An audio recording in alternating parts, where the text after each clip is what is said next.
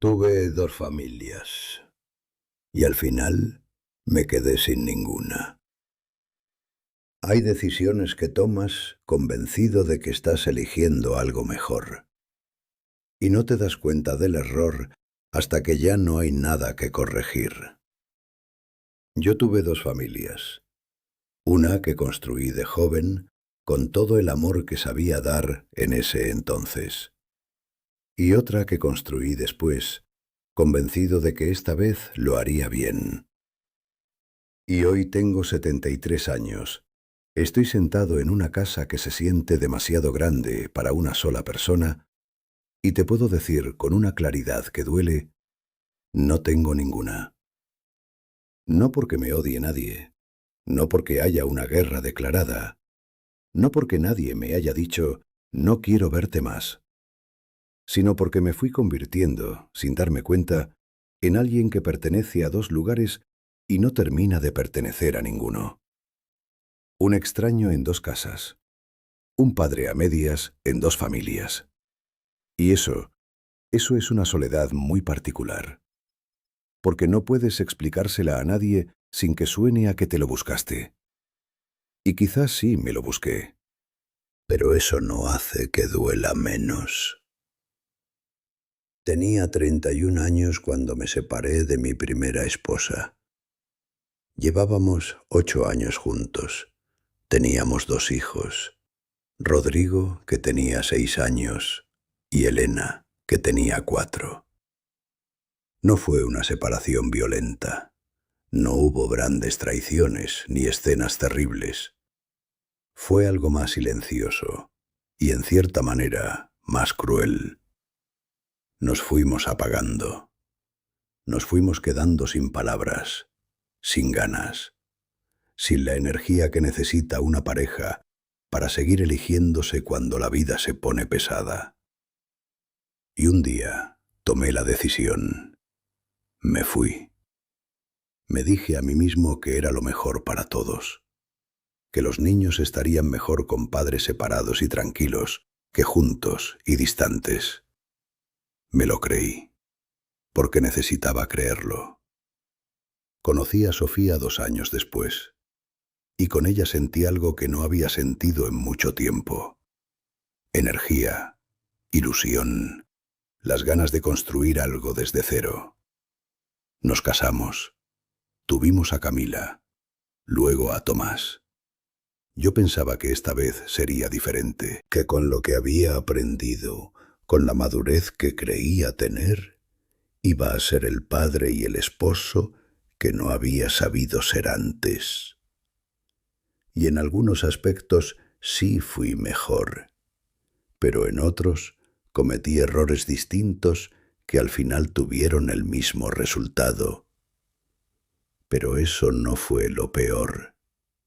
Lo peor fue lo que le pasó a Rodrigo mientras yo estaba ocupado construyendo mi segunda vida. Rodrigo tenía 8 años cuando empecé a salir con Sofía. Era un niño callado, observador, de esos niños que no piden mucho, pero que lo procesan todo por dentro. Yo lo veía los fines de semana, o intentaba verlo, porque entre el trabajo, la nueva relación y la culpa que no sabía muy bien cómo manejar, a veces los fines de semana se complicaban. A veces llamaba para decir que ese fin de semana no podía, que la próxima semana seguro. Rodrigo siempre decía, «Está bien, papá». Siempre, con esa voz plana de los niños que aprendieron a no esperar demasiado. Y yo colgaba y seguía con mi día sin entender que cada vez que llamaba para cancelar, estaba escribiendo algo en algún lugar dentro de él que después sería muy difícil de borrar. Y ahí fue cuando entendí algo, pero lo entendí demasiado tarde. Los hijos no llevan la cuenta de las veces que estuviste. Llevan la cuenta de las veces que no estuviste cuando más te necesitaban. Y esa contabilidad no se discute, no se negocia, No se justifica con explicaciones de adultos que un niño de 8 años no puede procesar. Simplemente está ahí, guardada en algún lugar, esperando. Con mi segunda familia intenté estar más presente, y en lo físico lo estuve. Llegaba a cenar, iba a los eventos de la escuela, los llevaba al parque los domingos, pero cargaba con algo que no había resuelto. La culpa de la primera familia se metía en la segunda, de maneras que yo no veía, pero que Sofía sí veía. Cuando estaba con Camila y con Tomás, a veces me distraía pensando en Rodrigo y en Elena, en si estarían bien, en si los estaba abandonando. Y cuando estaba con Rodrigo y con Elena, me sentía dividido, como si estar bien con ellos fuera hacerle daño a la nueva familia, como si reírme con mis hijos mayores fuera una traición a los menores. Vivía en esa tensión constante, sin estar del todo en ningún lado. Quiero preguntarte algo. ¿Alguna vez has estado en un lugar físicamente, pero con la cabeza y el corazón en otro? ¿Alguna vez le has dado a alguien tu presencia, pero no tu atención? Porque eso fue lo que hice durante años con todas las personas que más quería. Estaba, pero no estaba de verdad. Y el problema de no estar de verdad es que los que te aman lo sienten, aunque no lo digan, aunque sean demasiado pequeños para encontrar las palabras, lo sienten. Las dos familias fueron creciendo en mundos paralelos. Rodrigo y Elena con su madre, con su vida, con el padre que aparecía los fines de semana alternos y en vacaciones. Camila y Tomás conmigo y con Sofía, con su rutina, con un padre presente en lo cotidiano. Dos realidades distintas, dos versiones de mí, y ninguna de las dos versiones era completa. Llegó un momento en que Rodrigo cumplió 18 años. Recuerdo esa fiesta. Fui, claro. Llevé un regalo. Estuve algunas horas, pero me sentí extraño toda la tarde, como un invitado en la vida de mi propio hijo, porque en cierta manera eso era lo que me había convertido. No por mala voluntad de nadie, no por crueldad, sino porque las decisiones que tomé cuando él tenía 6 años habían creado una distancia que los años no habían cerrado. La habían normalizado, y eso es casi peor. Con Sofía las cosas empezaron a complicarse cuando Camila tenía unos 12 años. No de golpe, nunca es de golpe. Fue el mismo proceso que con mi primer matrimonio, pero con la crueldad adicional de que esta vez yo lo reconocía mientras pasaba y no sabía cómo detenerlo. Las conversaciones se fueron haciendo más cortas, los silencios más largos, la distancia más cómoda que el esfuerzo. Y un día Sofía me dijo algo que me quedó grabado. Me dijo: «Siento que siempre estás pensando en otra cosa». No lo dijo con enojo, lo dijo con cansancio. Y tenía razón. Yo siempre estaba pensando en otra cosa, en el trabajo, en la primera familia, en la culpa, en lo que debería estar haciendo de manera diferente, en todo menos en estar presente donde estaba. Nos separamos cuando Camila tenía 15 años y Tomás 12. Y ahí fue cuando la ironía de todo me golpeó de una manera que no esperaba. Me había separado de mi primera familia para construir algo mejor. Y ahora me estaba separando de la segunda, dejando atrás, otra vez, a hijos que no habían pedido esto. Rodrigo con 20 años, Elena con 18, Camila con 15, Tomás, con 12. 4 hijos en 2 familias rotas. Y yo, en el centro de todo, sin saber muy bien qué había salido mal, ni cómo había llegado hasta ahí. Los años siguientes fueron los más difíciles.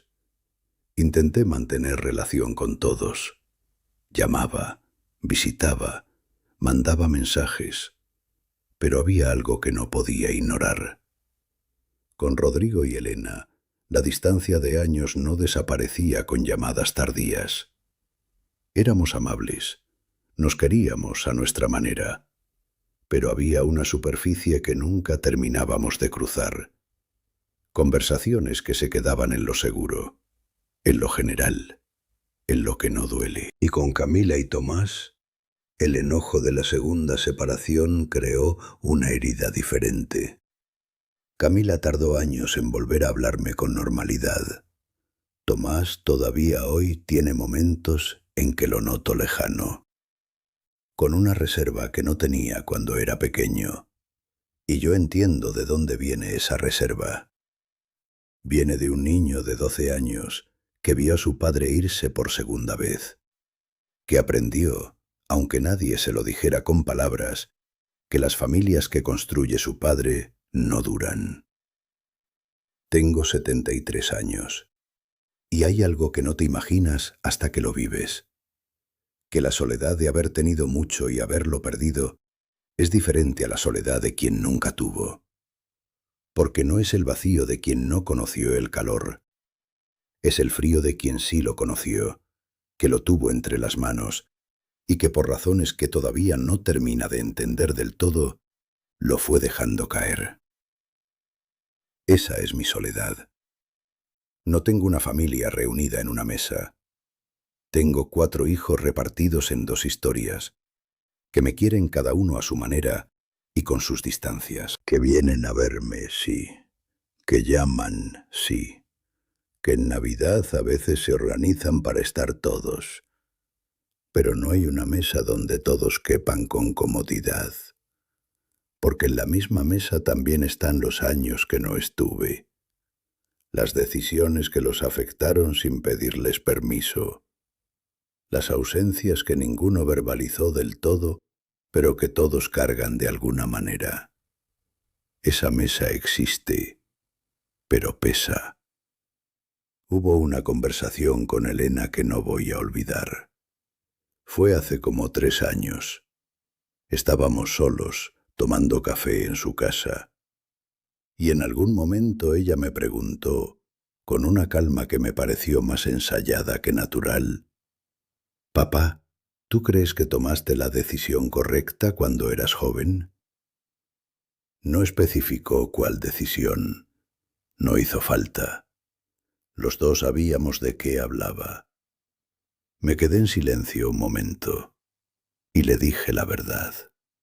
Le dije que no lo sabía, que hubo razones que en ese momento me parecieron válidas, que no actué con mala intención, pero que si pudiera regresar, haría muchas cosas de manera diferente.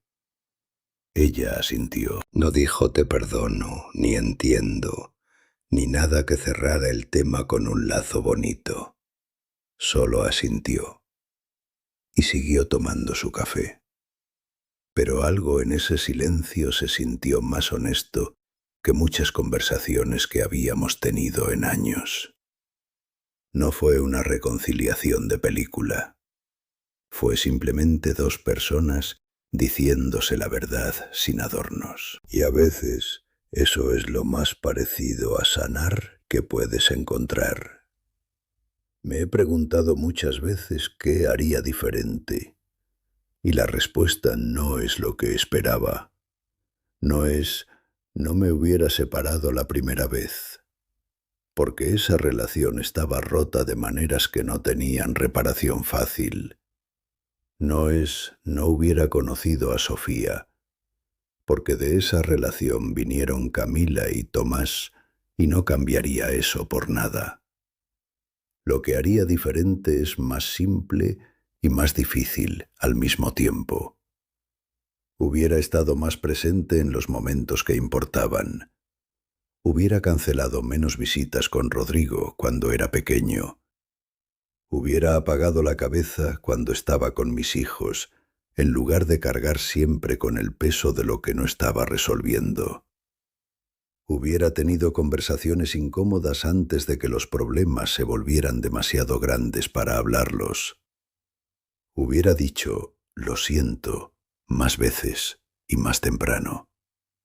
No como una fórmula, sino como lo que era, un hombre que cometió errores y que quería que sus hijos supieran que él lo sabía. Hace unos meses hice algo que nunca había hecho. Los llamé a los 4, por separado, sin ninguna ocasión especial, y les dije, con mis propias palabras y sin prepararlas demasiado, que sentía no haber estado presente de la manera que merecían. No fue un discurso, no fue un momento dramático. Con Rodrigo fue una conversación corta. Él dijo, «Ya está, papá, no te mortifiques». Pero su voz sonó diferente, un poco más suave. Con Elena lloró un poco, yo también, y hablamos durante casi una hora de cosas que nunca habíamos hablado. Con Camila hubo un silencio largo antes de que respondiera, y luego dijo, «Gracias por decirlo». Solo eso, pero lo dijo de verdad. Con Tomás fue el más difícil, siempre es el más difícil. Dijo que estaba bien, que no había problema, que no me preocupara. Pero al final de la llamada me dijo, «Papá, ¿podemos vernos esta semana?» Y nos vimos, y comimos juntos, y hablamos de cosas sin importancia durante 2 horas. Y cuando me fui a casa esa tarde, no sentí que todo estaba reparado, pero sí sentí que algo se había movido, algo pequeño, algo frágil todavía, pero real. No te voy a decir que puedes tener 2 familias y no pagar ningún precio, porque no es verdad. Cada decisión que tomamos tiene consecuencias que se extienden mucho más allá de lo que vemos en el momento.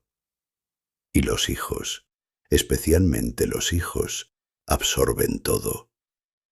Los errores que crees que estás manejando bien, las ausencias que justificas con buenas razones, la distancia que normalizas porque la alternativa te resulta demasiado incómoda. Todo eso llega, tarde o temprano, de una manera o de otra. Pero también te digo esto, que reconocerlo no te destruye, que decirlo en voz alta, primero a ti mismo y luego a los que dañaste sin querer, tiene un valor que no esperaba encontrar a los 73 años. No borra nada, no regresa el tiempo, pero abre algo.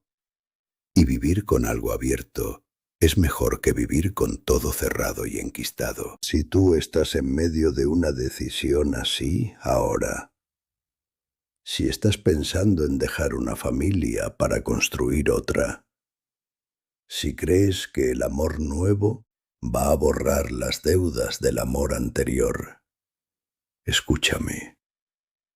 No te digo que no lo hagas. No soy quien para decirte cómo vivir. Pero sí te digo que los hijos que dejas atrás no desaparecen, que la culpa que no procesas se mete en todo lo que construyes después. Y a veces eso es lo más parecido a sanar que puedes encontrar. Me he preguntado muchas veces qué haría diferente, y la respuesta no es lo que esperaba. No es, no me hubiera separado la primera vez, porque esa relación estaba rota de maneras que no tenían reparación fácil. No es, no hubiera conocido a Sofía, porque de esa relación vinieron Camila y Tomás, y no cambiaría eso por nada. Lo que haría diferente es más simple y más difícil al mismo tiempo. hubiera estado más presente en los momentos que importaban. Hubiera cancelado menos visitas con Rodrigo cuando era pequeño. Hubiera apagado la cabeza cuando estaba con mis hijos, en lugar de cargar siempre con el peso de lo que no estaba resolviendo. Hubiera tenido conversaciones incómodas antes de que los problemas se volvieran demasiado grandes para hablarlos. Hubiera dicho lo siento más veces y más temprano, no como una fórmula, sino como lo que era, un hombre que cometió errores y que quería que sus hijos supieran que él lo sabía. Hace unos meses hice algo que nunca había hecho. Los llamé a los 4, por separado, sin ninguna ocasión especial, y les dije, con mis propias palabras y sin prepararlas demasiado, que sentía no haber estado presente de la manera que merecían. No fue un discurso, no fue un momento dramático. Con Rodrigo fue una conversación corta. Él dijo, «Ya está, papá, no te mortifiques». Pero su voz sonó diferente, un poco más suave. Con Elena lloró un poco, yo también, y hablamos durante casi una hora de cosas que nunca habíamos hablado. Con Camila hubo un silencio largo antes de que respondiera, y luego dijo, «Gracias por decirlo». Solo eso, pero lo dijo de verdad. Con Tomás fue el más difícil, siempre es el más difícil. Dijo que estaba bien, que no había problema, que no me preocupara. Pero al final de la llamada me dijo, «Papá, ¿podemos vernos esta semana?» Y nos vimos, y comimos juntos, y hablamos de cosas sin importancia durante 2 horas. Y cuando me fui a casa esa tarde, no sentí que todo estaba reparado, pero sí sentí que algo se había movido. Algo pequeño, algo frágil todavía, pero real. No te voy a decir que puedes tener 2 familias y no pagar ningún precio, porque no es verdad. Cada decisión que tomamos tiene consecuencias que se extienden mucho más allá de lo que vemos en el momento. Y los hijos, especialmente los hijos, absorben todo. Los errores que crees que estás manejando bien, las ausencias que justificas con buenas razones, la distancia que normalizas porque la alternativa te resulta demasiado incómoda. Todo eso llega, tarde o temprano, de una manera o de otra. Pero también te digo esto, que reconocerlo no te destruye, que decirlo en voz alta, primero a ti mismo y luego a los que dañaste sin querer, tiene un valor que no esperaba encontrar a los 73 años.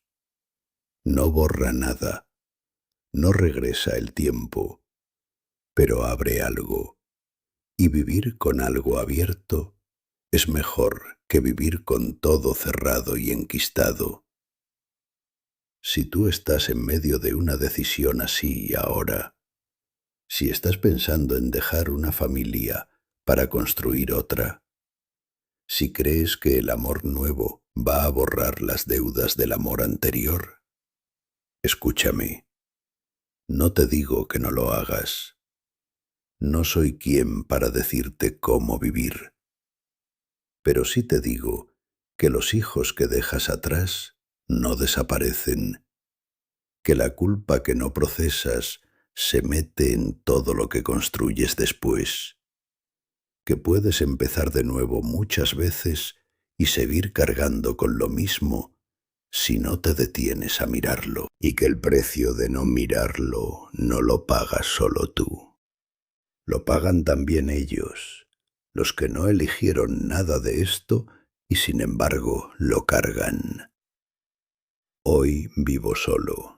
Tengo una casa con una mesa que tiene 6 sillas. Algunas veces, no muy seguido, pero algunas veces se llenan. Rodrigo viene con su familia. Elena a veces, Camila y Tomás cuando pueden, no todos al mismo tiempo. Eso todavía no ha pasado.